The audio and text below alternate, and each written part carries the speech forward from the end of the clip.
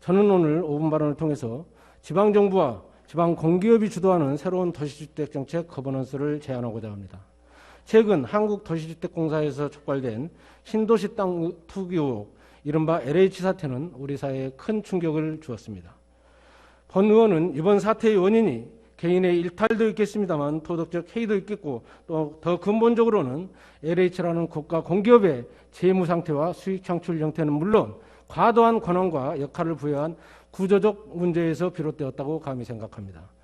LH 재무 상태를 살펴보면 표출된 자료 1에서 보는 바와 같이 2019년 기준 LH 총 자본은 49조 8천억 원에 부채는 약 127조 원으로 254%의 부채 비율을 보이고 있습니다.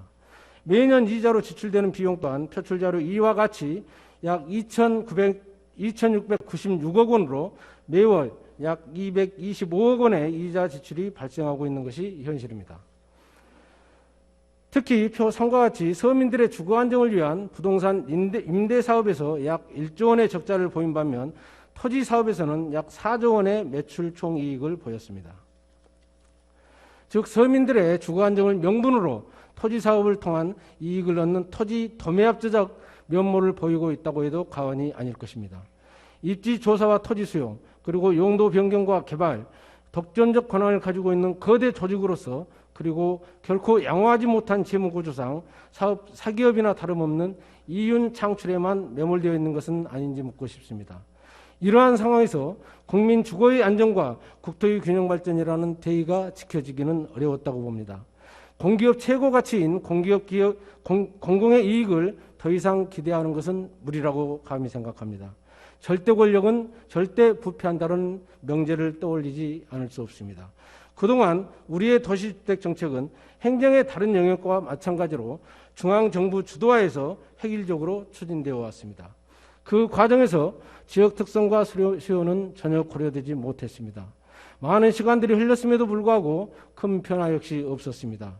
과거 참여정부부터 추진된 2기 신도시의 경우 경기도와 GH를 비롯한 지방 공기업의 참여 비율이 18.3%였습니다. 표출 자료 4에서 보는 것 같이 제3기 신도시 개발사업 참여 비율 역시 평균 18.4%에 지나지 않고 있습니다. 개발 이익 역시 대부분의 LH 몫으로 돌아갈 수밖에 없었습니다. 현재의 제도하에서는 GH 등 지방 공기업의 참여율은 한계가 있을 수밖에 없습니다. 현재의 집에 관한 구조적 문제를 해결하지 않고서는 집을 보다 근본적인 가치, 그리고 즉 나와 내 가족이 안락한 삶을 누리하는 곳으로서의 보편적 공공서비스를 제공하였다는 우리 경기도의 기본주택정책 실현에도 어려움이 있을 것입니다. 이번 사태를 통해 LH가 가진 독점의 폐해를 바로잡는 것은 물론 그 방안을 모색해야 할 것입니다. 사회가 복잡해지고 사람들의 수요가 점점 세분화지고 다양화되고 있습니다. 이제 시대의 흐름에 맞게 도시주택정책의 패러다임 역시 대전환이 필요합니다. 지방 분권을 말하고 있습니다. 중앙정부의 재정권력과 행정권력의 지방이양을 요구합니다. 도시주택정책의 주도권을 중앙이 아닌 지방정부에 이임하고 지방공기업이 지역 특성에 맞는 맞춤형 주택정책을 펼쳐야 한다고 생각합니다.